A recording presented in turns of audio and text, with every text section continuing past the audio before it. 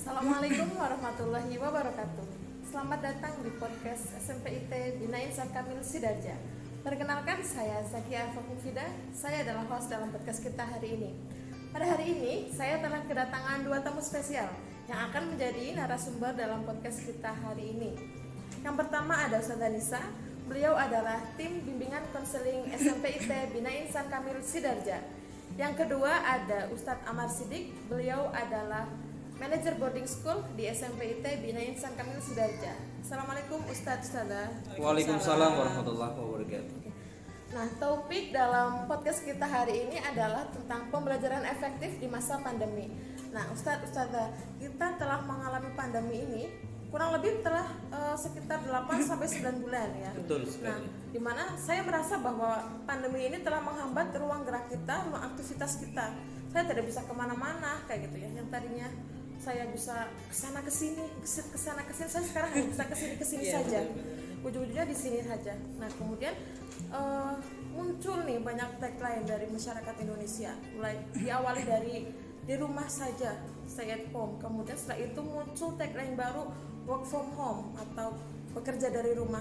Yang juga hal tersebut mengimbas di dunia persekolahan yang mengharuskan kita melakukan kegiatan belajar mengajar itu dengan cara pembelajaran jarak jauh atau yang kita kenal dengan istilah PJJ.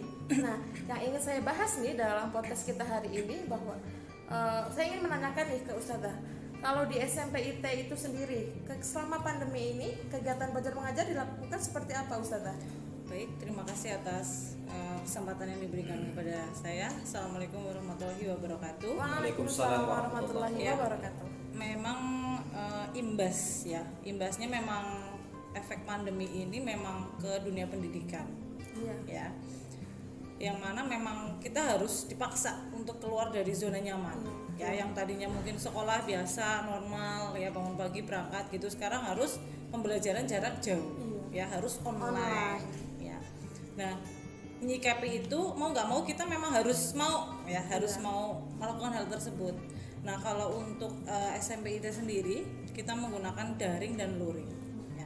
Sebelum melaksanakan itu, memang dari sekolah masing-masing guru menyusun materi esensial, materi yang penting yang akan digunakan dalam pembelajaran tersebut.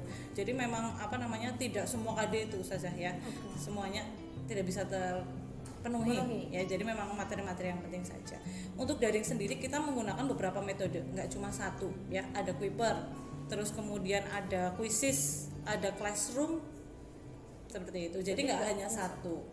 Dan itu nanti gurunya terserah, kayak misal Ustadz Amar kan kebetulan PAI ya Tet ya. Ya, betul. Jadi nanti Ustadz Amar mau menggunakan apa, misal mau Kuiper atau Classroom, terserah ya. Biar beragam ya Ustaz. Iya, jadi nggak cuma satu. Kemudian yang kedua kita menggunakan luring, yang mana kelompok belajar. Jadi kan SMPIT itu nggak hanya SMPIT itu ada boardingnya juga Ustaz. Ya, ada yang di Cilacap Kota, terus kemudian ada yang di Wanarja, ada yang di Maos gitu ya. Jadi kita menggunakan luring ya atau study club. Ya, yang mana dari sekolah itu dari kurikulum memang dipilih-pilih per kecamatan sistemnya dikelompokkan per kecamatan. Iya, dikelompokkan per kecamatan. Misalnya Kedungreja. Jadi anak yang ada di wilayah Kedungreja itu dia lokasinya di situ. Tempatnya di mana, di rumah ustazah atau ustadz yang ada di kecamatan tersebut rumahnya. Nah, kebetulan kalau di SMP itu asatidnya itu macam-macam tempatnya. Ada yang di Petimuan ya ada, di Gandrung ada, Sidarja ada, Sidarja saya sama Ustadz Amar ada. Kebetulan kemarin juga kami ketempatan. Ya, jadi nanti anak itu berangkatnya ke rumah ustazah yang ada di situ. Nah, berapa anak? Maksimal 15 anak. Iya, maksimal gitu ya. Maksimal 15 anak. Jadi kita tetap menggunakan protokol kesehatan yang sudah dianjurkan baik tetap dari physical dinas. Iya, tetap. Ya. Jadi tetap anak menggunakan masker, terus pulang ya langsung pulang, nggak boleh mampir-mampir seperti itu. Terus kemudian kita membuat surat kesediaan dari orang tua. Iya, jadi nggak mewajibkan ya harus ikut kelompok belajar, itu tidak. Kita membuat surat kesediaan dari orang tua bahwa kalau yang bersedia berarti mereka mengikuti kelompok belajar tersebut. Ya, kalau yang tidak dilayani dengan daring seperti itu. Kalau dari sekolah, nanti dari boarding juga ada kan asrama ya, jadi nanti ada sistemnya juga dari boarding. Jadi ada perjanjian di awal. Iya, jadi nggak mewajibkan itu tidak. Nah, ini menarik nih. Kalau misalkan kegiatan belajar mengajar sekolah itu ada luring yang menggunakan kelompok belajar. Iya. Nah, kalau di asrama sendiri Ustadz, apakah pembelajarannya seperti apa? Kalau misalkan di asrama, apakah dari awal anak-anak itu di lockdown, tidak boleh keluar, tidak boleh dijenguk, benar-benar harus di asrama atau seperti apa? Baik, terima kasih kepada moderator atas waktunya. Bismillahirrahmanirrahim. Assalamualaikum warahmatullahi wabarakatuh. Waalaikumsalam warahmatullahi wabarakatuh. Untuk pesantren, sejak turun surat dari pemerintah, ya, kita sejak tanggal 12 Maret 8 bulan yang lalu, sejak kejadian COVID ini, kita santri dipulangkan semuanya. Bahkan asatidnya juga pulang semuanya, seperti itu. Ya, jadi pesantren kosong. Maka selang beberapa pekan kita rapat, direktur, kemudian dewan kesantrian, kemudian para asatidah semuanya, kemudian kita rapat, kemudian kita mencari metode yang tepat, ya, karena kita diberi motivasi yang sungguh luar biasa, kemudian mengambil dari kalam sahabat yang menyebutkan at-thariqatu ahamu minal madah, bahwa metode pembelajaran lebih penting daripada materi pembelajaran. Kemudian disampaikan juga wal mudarisu ahamu minat thariqah, kemudian guru itu jauh lebih penting daripada metode pembelajaran, seperti itu. Kemudian yang terakhir, ar-ruhul mudarris ahamu minal mudaris. Ruh, jiwa seorang guru itu, ya, lebih penting daripada guru. Iya, dari ruhnya. Maka kita dibangun dari ruhnya, kita diberikan motivasi, ya. Dari latar belakang itu semuanya kita dimotivasi, kemudianlah kita menemukan sesuatu tentang metode PJJ ini seperti apa. Maka kita menggunakan dua, dalam PJJ ini kita menggunakan dua, yaitu daring dan luring. Kita ya sama. Dan di di dalam daring dan luring juga dari pihak pesantren, khususnya kesantrian yang menangani para santri, juga disiapkan administrasi, surat kesediaan ikut daring atau luring, seperti itu. Dari awal COVID memang kita sudah daring semuanya, ya, dari semuanya daring. Kemudian ada kelonggaran-kelonggaran, kita menggunakan dua, antara daring dan luring, jadi dua, seperti itu. Nah, dalam daring ini kita menggunakan media, di antaranya ada Google Meet, itu, kemudian YouTube, kemudian Google Form, seperti itu. Di luring pun kita juga di luar jaringan kita juga ada zonasi. Kalau dalam luring kita ya zonasi wilayah para santri, karena santri kita kebetulan tidak hanya di lingkungan pesantren tapi di luar kota, kemudian di luar kecamatan, di luar desa dan sebagainya. Nah, di luring ini ya sesuai dengan kesepakatan kita pas di rapat itu disampaikan bahwa ini sudah dikomunikasikan semuanya dengan para wali santri, seperti itu. Termasuk tempat yang untuk luring dan sebagainya sudah dikomunikasikan, sehingga karena jumlah santrinya 181 ya, karena dalam kondisi seperti ini maka kita harus betul memperhatikan. Maka dalam halaqah tadris kita ini dibentuklah menjadi 5 zona. 5 zona, yang mana setiap zona itu ada beberapa santri, ya, maksimal itu 20 anak, dan beberapa tahapan, dalam artian waktunya dibagi. Setiap pertemuan anak itu 90 menit. Tetap dibatasi waktunya. Tetap dibatasi, seperti itu. Tidak boleh lebih dari 90 menit. Ya, seperti itu dalam luring itu. Di dalam luring pun kita tetap memperhatikan protokol kesehatan, seperti itu. Nah, di dalam luring itu kegiatan kita tidak hanya menyampaikan materi saja, tapi kita juga mengingatkan kepada para santri kegiatan pembiasaan, kemudian tugas-tugas, kewajiban-kewajiban, ya, ketika dari pesantren ada kegiatan, ada acara, baik itu daring maupun luring, kita ingatkan untuk senantiasa on, untuk ikut, seperti itu. Itu. Nah, saya yakin Ustaz, kita sudah menjalani itu kan dari awal semester. Terus saya yakin pasti bahwa ketika kita menjalankan itu sepertinya pasti menemukan kendala. Nah, saya mau bertanya, kalau misalkan selama kegiatan belajar mengajar sekolah nih Ustazah, kendala apa saja yang sudah ditemukan Ustazah? Ya pasti ya, karena ini memang baru ya, tahu-tahu yang biasanya normal sekarang benar-benar nggak normal gitu kan.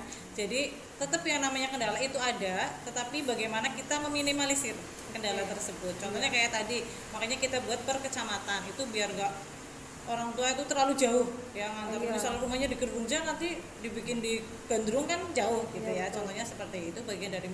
Terus kemudian kendalanya mungkin jadi pembelajaran yang kurang fleksibel. Ya fleksibelnya di mana? Ketika misal kayak mapelnya Ustadz Amar ini ya, ini kan kemudian beliau ngampu PAI. Kayak ada nggak sih kayak praktek gitu kan, sholat misalnya gitu kan ada. Yang harusnya itu kan praktek ya. Perlu contoh. Iya, perlu contoh, perlu ini. Terus kemudian di online kan. Nah, hanya materi saja. Terus kemudian mapel IPA mungkin yang biasanya harus ke lab, ke laboratorium, praktikum. Ini online. Matematika misal yang harus dikerjakan dengan langkah-langkahnya. Ya. Nah, itu sekarang enggak ya, online juga. Itu kan bagian dari kendala. Terus kemudian fasilitas dan jaringan juga sangat mempengaruhi. Iya, karena kan online. Kalau di SMP IT ini alhamdulillah kalau fasilitas dan jaringan itu insya Allah anak itu sudah punya ya Tet ya. Iya.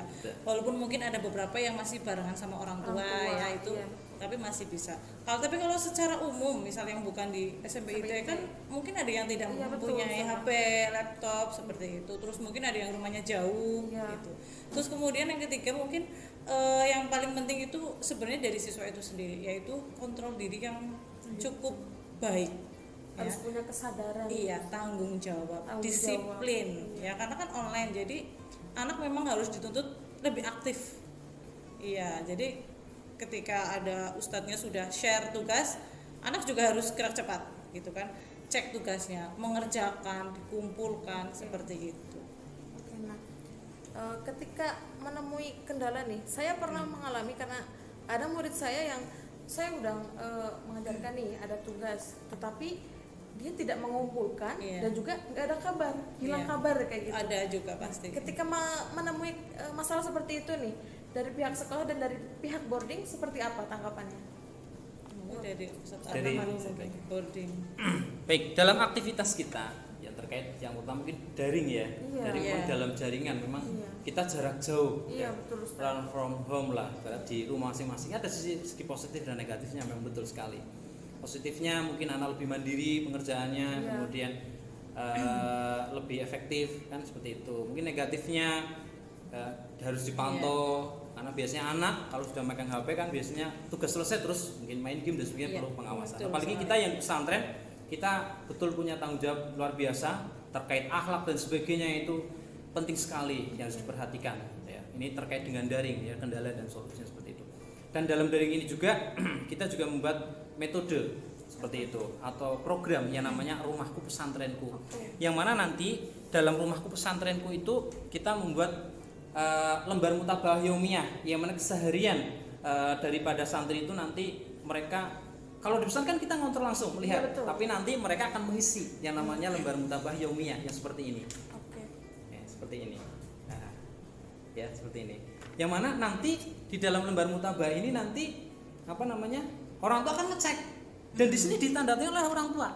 Betul-betul Rumahku Pesantrenku itu programnya adalah pesantren dibawa ke rumah. Ya dibawa ke rumah dalam pengawasan orang tua. Makanya kita di yang pesantren betul-betul harus bersinergi sekali dengan orang tua terkait dengan pengawasan anak. Makanya kita di pesantren juga ucapan terima kasih sekali kepada orang tua, para wali semuanya ikut membantu kita dalam pengawasan. Kita juga tetap, ini juga nanti menjadi evaluasi kita bersama seperti itu. Kita juga melaporkan anak-anak yang termasuk yang mungkin tidak ngisi dan sebagainya, tidak mengerjakan tugas, kita ingatkan. Fast respon seperti itu, kita segera menanggapi dengan baik dan kita langsung berikan solusi seperti itu. Jadi sebenarnya peran orang tua pun di sini penting sekali ya, Ustaz. Betul sekali. Ya? Komunikasi kita dengan orang tua, dengan anak. Betul. Iya, betul. Nah, terakhir nih Ustadz, menurut Ustadz nih, dari awal yang sudah kita jalankan hingga sekarang di penghujung semester, efektif nggak nih pembelajaran seperti ini Ustadz? Alhamdulillah untuk di pesantren yang tadi saya sampaikan terkait daring ya, kemudian luring yang terbagi menjadi 5 zona ya. Zona 1 meliputi Cilacap, Tengah, Kota, Sampang, Selatan dan sebagainya. Kemudian zona 2 ada Bantarsari, Kabupaten Gandrung. Zona 3 ada Ciparis, Darja, Patimuan, Kedung Reja. Kemudian zona 4 Madura, Cukangles, Bantarsari bagian barat seperti itu. Kemudian di zona 5 ada ke timur kita ada Maus, Proya, Adipala, Sampang. Nah, dalam luring ini ya, dalam kegiatan efektif pembelajaran daring luring ini, alhamdulillah di pesantren efektif. Ya, karena di situ di satu sisi kita bisa memantau kehadiran anak ya, pas kita menggunakan Google Meet kita bisa melihat semuanya untuk bisa hadir, semuanya untuk bisa absen lewat Google Meet, kan seperti itu bisa. Kemudian Google Form sama ya. Evaluasinya juga nanti akan kelihatan seperti itu. Kelihatan ikut online dan tidak, itu akan terlihat semuanya. Yaitu tadi kita memberikan fast respon, tanggapan segera. Pokoknya kita sebisa mungkin lah, kita sebagai seorang ustadz ya, semangat jiwa seorang ustadz, seorang guru itu ya lebih semangat daripada kehadiran seorang guru itu, seperti itu. Jadi ini sangat efektif.